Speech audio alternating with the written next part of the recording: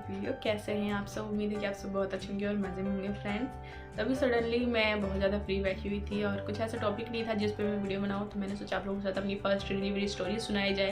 क्योंकि मैंने नोटिस किया था जब मैं प्रेग्नेंट थी ना, तो मैंने यूट्यूब पे बहुत सारी डिलीवरी स्टोरीज़ देखी थी जिसमें पॉजिटिव भी थी, नेगेटिव भी थी।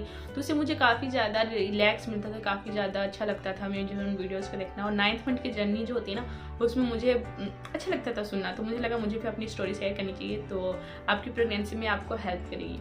तो मैं आपको आज अपनी फर्स्ट डिलीवरी स्टोरी शेयर करने वाली हूँ। क्योंकि फर्स्ट जो डिलीवरी स्टोरी होती है ना, फर्स्ट जो डिलीवरी होती है ना, उसमें कुछ ऐसी चीज़ें होती हैं जिनका आपको नॉलेज नहीं होता है। मुझे भी नहीं था, तो इसलिए मुझे भी बहुत सारी प्रॉब्लम्स हुई थी। और आज के वीडियो में आपको ये भी बताने वाली हूँ कि कौन कौन सी चीज़ें हैं जिनका आपको प्रॉपर ध्यान रखना है, जिससे आपको जो डिलीवरी होने में वो आसानी होगी। तो चलिए फ्रेंड्स, आज का वीडियो करते हैं स्टार्ट। उम्मीद है कि आज की वीडियो आपको अच्छा लगेगा। अच्छा लगे तो प्लीज़ वीडियो को लाइक और चैनल को सब्सक्राइब करना बिल्कुल मत भूलिएगा ऐसी वीडियोस के नोटिफिकेशन के लिए। तो चलिए फ्रेंड्स, वीडियो भी करते हैं स्टार्ट। फर्स्ट प्रेगनेंसी जब मैंने कंसीव करी थी, तो फिर मैंने 1.5 महीने के बाद मैंने प्रेगनेंसी टेस्ट किया था और पॉजिटिव हुआ था। और जो मेरी पूरे 9th मंथ की जो जर्नी है ना फ्रेंड्स, वो बहुत ही सॉफ्टली गई थी। कोई वॉमिटिंग नहीं, किसी प्रकार की क्रेविंग नहीं, कुछ भी नहीं, ना मूड स्विंग वगैरह बिल्कुल भी नहीं होता था, बिल्कुल भी नहीं होता था।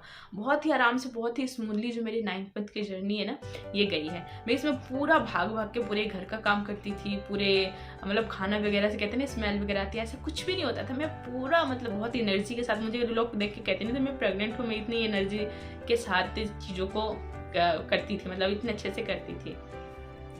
इसमें जो मेन ट्विस्ट आता है ना, वो आता है डिलीवरी का। डिलीवरी में मुझे बहुत ज़्यादा 9th मंथ में जो मुझे जो प्रॉब्लम हुई थी ना, वो सुनने लायक चीज़ें हैं। तो जैसे ही मेरी 9th मंथ मेरी कंप्लीट हुई थी, मतलब 8 मंथ कंप्लीट होकर 9th मंथ में लगी थी, तो उसका फर्स्ट डे था, मुझे डिलीवरी स्टार्ट हो गया।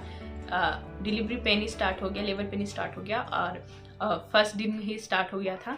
तो फिर मुझे पता चला कि मुझे हल्का हल्का सा पेन हो रहा है। और इसके जो लक्षण है ना, वो ये है कि जब भी आपको लेबर पेन स्टार्ट होते हैं ना, वो रुक रुक के होते हैं, एकदम से आपको लेबर पेन स्टार्ट नहीं होता। कुछ पेन जैसा ऊपर के साइड महसूस होता है कि पेन हो रहा है, और फिर वो 5 सेकंड बाद ठीक हो जाता था, 10 सेकंड बाद ठीक हो जाता था। फिर ऐसे कर करके जो मेरे दर्द थे ना, वो आधे घंटे तक कंटिन्यू रहे। फिर मैंने अपनी फैमिली से बोला, फिर हम लोग डॉक्टर के पास गए। फिर डॉक्टर के पास गए तो डॉक्टर ने मुझसे कहा कि अभी 9th मंथ का फर्स्ट डे ही है, तो अभी प्रीमेच्योर ही कह सकते हो। बच्चा जितना अच्छा गर्भ के अंदर रहे तो उतना अच्छा है बच्चे के लिए। तो फिर हमने भी कहा ओके, जैसा आपको ठीक लगे आप वैसा कर दो। फिर डॉक्टर ने मुझे मेडिसिन दिए लेबर पेन शांत कराने की, जो मुझे लगता है मेरी गलती थी कि मुझे ऐसा नहीं करने देना चाहिए था। डिलीवरी हो रही थी तो हो जाने देना चाहिए था, बट डॉक्टर ने लेबर पेन को शांत कराने के लिए मेडिसिन दिए। 2-4 घंटे हॉस्पिटल में ड्रिप वगैरह लगे, उसके बाद घर आ गए।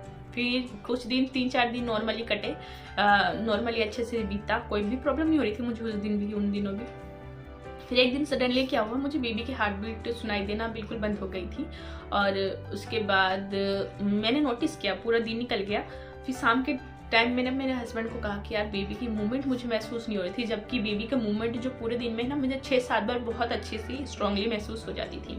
और 9वें महीने का 10 दिन ही ऊपर हो गए थे, उस टाइम 10 दिन ही ऊपर हुआ था।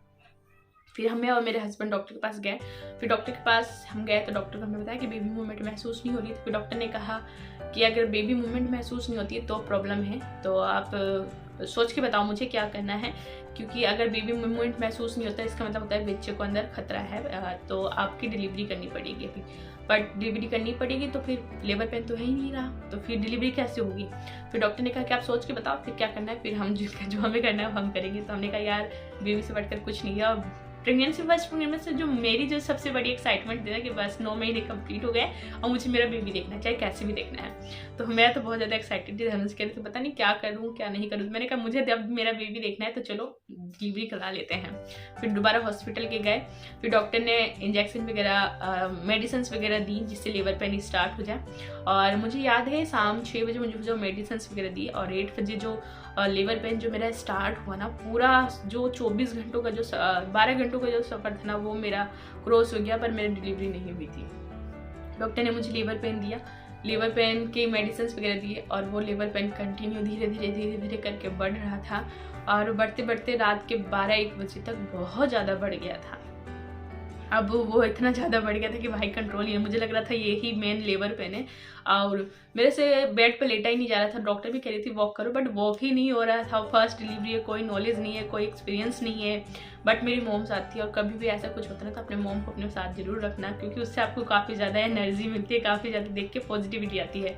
तो फिर उसके बाद 12 से 1 बज गया, कोई प्रोसेस ही नहीं है, क्योंकि लेबर पेन मुझे लग रहा था मुझे बहुत ज़्यादा हो रहा है। मैं बहुत ज़ोर ज़ोर से चिल्ला रही थी कि आप कुछ करो, डॉक्टर को बुला दो। पर डॉक्टर के पास में घर थी तो डॉक्टर वगैरह सब अपने घर वगैरह चले गए थे। मैं थी और जो भी स्टाफ वगैरह होते हैं वो थे। फिर 12 से 1 के डेट के बीच में उन्होंने मुझे दोबारा मेडिसिन दिए और वो मेडिसिन खाने के बाद जो मेरे लेबर जो पेन है ना वो मतलब बहुत ज़्यादा हाई हो गए।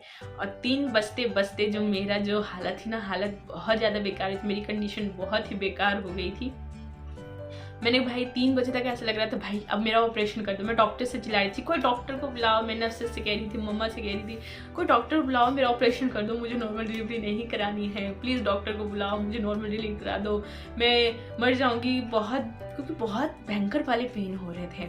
और जो इन दिन इस चीज़ में जो एक चीज़ थी ना वो थी मेरी जो लेबर पेन की कंट्रक्शन है ना वो बढ़ रही थी।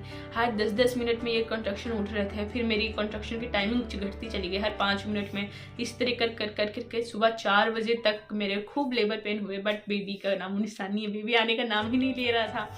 फिर उसके बाद डॉक्टर आई सुबह 4 बजे के समथिंग। उन्होंने कहा एक चेक कर लेते हैं डिलीवरी होने वाली है कि नहीं हुई, कितने सेंटीमीटर खुले। उस टाइम तो इस सबके कुछ भी नॉलेज नहीं थे। फिर लेबर रूम में मुझे ले गया और चेक किया गया। तो फिर उन्होंने पता नहीं क्या किया, उन्होंने कोई सीजर वगैरह से अंदर कुछ कट किया, शायद वो बच्चे की पानी की थैली कट की थी ताकि बच्चा आगे की तरफ पुश हो। बट उन्होंने वो किया ना तो भाई साहब वो जो दर्द था ना पूछो मत, बहुत भयंकर वाला दर्द था। वो जो दर्द था ना वो लेबर पेन के सारे दर्दों को फेल कर रहा था। और उसके बाद जो वो कुछ टाइम के लिए वो दर्द हुआ था ना वो बहुत भयंकर दर्द हुआ था। डॉक्टर कट करके और चली गई अपने घर भाई, और मैं वहीं पे बेड पर लेटे लेटे। अब उस टाइम पे जो मेरी कंडीशन थी ना वो बहुत बेकार थी। अब जो भी मेरे रिलेटिव्स ना देख कर रोने लगे कि आप करा देती हो ऑपरेशन वगैरह। तो सुबह बज गई, सुबह के 5:30 बजे के 5:45 बजे के समथिंग का जो मेरा जो दर्द था ना वो उस टाइम पे थोड़ा सा रिलैक्स हुआ, क्योंकि कॉन्ट्रैक्शन थे ना वो बहुत जल्दी जल्दी आए थे, बट रुक रुक के आ रहे थे। अब मैंने बर्दाश्त की सारी हदें हो गई पार। फिर जब मुझे कॉन्ट्रैक्शन उठ रहे थे ना तो मैं चिल्ला नहीं रही थी। मैंने उस टाइम पे चिल्लाना बिल्कुल बंद कर दिया। जब मुझे कॉन्ट्रैक्शन होता ना मैं पूरा जोर लगा के, मतलब चिल्लाना बंद कर दिया, पूरा जोर लगा के मैंने अपने अंदर वो चीज़ को रोक के रखी, जिससे मुझे बहुत ज़्यादा हेल्प मिली। और वहीं पे मेरे जो बच्चे की जो पानी की थैली होती है ना वो फट गई और वाटर लीक हो गया, वाटर ब्रेक हो गया, जो भी बोलते हैं। फिर उसके बाद बेबी होने में मुझे 5 मिनट मिला। डॉक्टर नर्सेस ने जब चेक किया तो उन्होंने फटाफट डॉक्टर को कॉल किया कि डॉक्टर बेबी बस आई गया, सर दिखने लग गया, फटाफट आ जाओ। फिर फटाफट मुझे लेबर रूम में ले गए और फटाफट डिलीवरी हुई। मतलब वो जो 10 मिनट की जो टाइमिंग थी ना उसमें सब कुछ हो गया। तो एक चीज़ मैं यहाँ पे आपको सजेस्ट करूँगी, जब भी आपको लेबर पेन होता है ना, बहुत ज़्यादा लेबर पेन होता है ना, तो मेरी जो सबसे बड़ी गलती थी ना कि मैं बहुत ज़्यादा चिल्ला रही थी। अपनी जो एनर्जी थी ना वो यहाँ वहाँ चिल्ला के कूद के अपनी वेस्ट कर रही थी। मैंने जो एक और गलती करी थी ना कि जब मुझे लेबर पेन हो रहा था ना मैं बहुत ज़्यादा चिल्ला रही थी और इधर से उधर बंदरों की तरह उछल रही थी, क्योंकि इतनी ज़्यादा लेबर पेन हो रहा था। बट ऐसा आप मत करना, क्योंकि इससे आपके बेबी को नुकसान हो सकता है। फिर डिलीवरी होकर के बेबी गर्ल बाहर आ गई, मैं भी बाहर आ गई। बट डॉक्टर की गलती थी या मेरी पता नहीं क्या प्रॉब्लम था, डिलीवरी होने के बाद भी जो मेरा जो दर्द था ना वो शांत नहीं हुआ था। मेरा राइट जो पैर है ना उसमें बहुत भयंकर, डिलीवरी होने के बाद भी बहुत तेज़ दर्द वगैरह हो रहे थे, टाँके वगैरह लगा के। और डॉक्टर मुझे बाहर ले आई, मेरी जो रूम थी उसमें ला के शिफ्ट कर दिया। और उसके बाद भी जो मेरा लेबर पेन था वो बिल्कुल भी शांत नहीं हो रहा था। फिर उसके बाद मेरे बाद एक और डिलीवरी थी, फिर उनकी डिलीवरी हुई। डिलीवरी में पूरा 1 घंटा लगा उनको अंदर। तो उसके बाद उनको जब बाहर लाया गया उसके बाद में 1 घंटे बाद, डिलीवरी होने के 1 घंटे बाद दोबारा मुझे लेबर रूम में ले जाया गया कि भाई पता नहीं क्यों पर मेरा जो पेन था ना वो शांत ही नहीं हो रहा था और भी भयंकर पैरों में दर्द हो रहा था। और फिर भी मुझे बहुत तेज़ चिल्ला रही थी कि मुझे अभी भी पेन हो रहा है, ठीक ही नहीं हो रहा, बेबी आ गया फिर क्यों ये हो रहा है ये पेन। फिर अंदर ले गया, फिर टाँके फिर दोबारा ओपन किए गए। फिर पता चला कि बच्चेदानी के अंदर जो ब्लड होता है ना उसके क्लॉथ जम गए हैं। और उन्होंने, मुझे समझ में नहीं आया उस टाइम कि डॉक्टर ने छोड़ दिए थे या फिर दोबारा जम गए, वो रीज़न भाई वो तो डॉक्टर ही बता सकते हैं। फिर मुझे पता चला मेरे अंदर क्लॉथ अभी भी है, जिसकी वजह से जो मेरा दर्द है ना वो हो रहा था। और उस टाइम पे अगर वो क्लॉथ अगर नहीं देखते, नहीं साफ करते, तो इन्फेक्शन मेरी पूरे बॉडी में फैल जाती। तो फिर उसके बाद दोबारा टाँके वगैरह खोले गए, दोबारा वो क्लॉथ वगैरह निकाले गए, फिर अच्छे से क्लीनिंग करी गई, उसके बाद दोबारा टाँके लगाए। मुझे पता है वो जो फर्स्ट डिलीवरी का एक्सपीरियंस है ना वो कितना बुरा गया। और उसके बाद भी वो चीज़, कहानी जो ये स्टोरी है यहाँ पे ख़त्म नहीं होती है। उसके बाद मेरे बीवी को देखा तो मुझे एक होता है ना कि आप बीवी को देख रहे हो, आपको कुछ अटैचमेंट होता है। मेरे साथ ऐसा नहीं था, मैं अपनी बेबी को देख रही थी बट मुझे अपनी वो फीलिंग नहीं आ रही थी एक मॉम बनने वाली, एक माँ बनने वाली। ऐसा किसी के साथ होता है, तो इसमें आप टेंशन मत लेना, मेरे साथ हो रहा था। बट जैसे जैसे आप अपनी बेबी के साथ समय स्पेंड करते हो ना, जब आप उसको फर्स्ट गोद में लेते हो, उसको देखते हो गौर से, कुछियाँ वगैरह करते हो, बातें करना स्टार्ट करते हो, तो अटैचमेंट वो अपने आप बन जाती है। तो ये बहुत नेचुरल किसी के साथ होता है। तो मेरे बच्चे के साथ वो बॉन्डिंग नहीं बन पाई थी, शायद इसलिए मेरे को ऐसा हुआ मेरे साथ कि मैं अपनी बीवी को देख के मेरे में वो वाली फीलिंग नहीं आ रही थी उस टाइम पे। तो उसके बाद मेडिसिन वगैरह दिए, हम घर आए। घर आने के बाद भी मेरे जो टाँके थे ना उसमें बिल्कुल भी आराम नहीं थे। घर आने के बाद जो टाँके लगे थे ना उसमें बहुत ज़्यादा जो ऐसा लग रहा था पेन किलर था ही नहीं उसमें, उन दवाइयों में। और मुझे बहुत ज़्यादा पेन हुआ था। जो मेरी फर्स्ट डिलीवरी में मैं आज भी याद करती हूँ तो मुझे बहुत ज़्यादा पेन होता है, सोच के ही मुझे बहुत ज़्यादा डर होता है, लगता है कि भैया इसे किसी के साथ ना हो। घर आने के बाद भी मुझे जो वो टाँकों थे ना उनमें कोई आराम नहीं था, उन टाँकों में बहुत तेज़ दर्द होता था। फिर करते करते मैंने एक एक दिन गुजारे, मुझे पता है मैंने कैसे करवट ली उन दिनों, कैसे बाथरूम गई हूँ, वॉशरूम गई हूँ, कैसे अपनी बेबी को लेके गोद में दूध पिलाया है। बहुत ज़्यादा मेरी जो फर्स्ट डिलीवरी स्टोरी है ना बहुत ज़्यादा पेनफुल रही है। तो मैं सजेस्ट करूँगी आप लोगों को कि अगर आप लोग अपनी डिलीवरी कराने वाले हो ना, तो मैंने गवर्नमेंट हॉस्पिटल में इसीलिए नहीं कराई थी क्योंकि गवर्नमेंट हॉस्पिटल में कई बार लापरवाही कर जाते हैं, इसलिए मेरी फैमिली ने मुझे सजेस्ट किया। मैंने कहा था यार पैसे बचेंगे, नॉर्मल डिलीवरी नहीं। मेरे माइंड में ये सेट था कि गवर्नमेंट हॉस्पिटल्स में नॉर्मल डिलीवरी होती है, जबकि प्राइवेट हॉस्पिटल्स में वो लोग सिजेरियन को ज़्यादा सपोर्ट करते हैं। बट उन्होंने कहा नहीं नॉर्मल ही करेंगे, तो फिर भाई मैं भी राजी हो गई कि नॉर्मल ही होगी डिलीवरी, तो कोई प्रॉब्लम नहीं है, क्योंकि मुझे सिजेरियन से कट से बहुत ज़्यादा डर लगता था।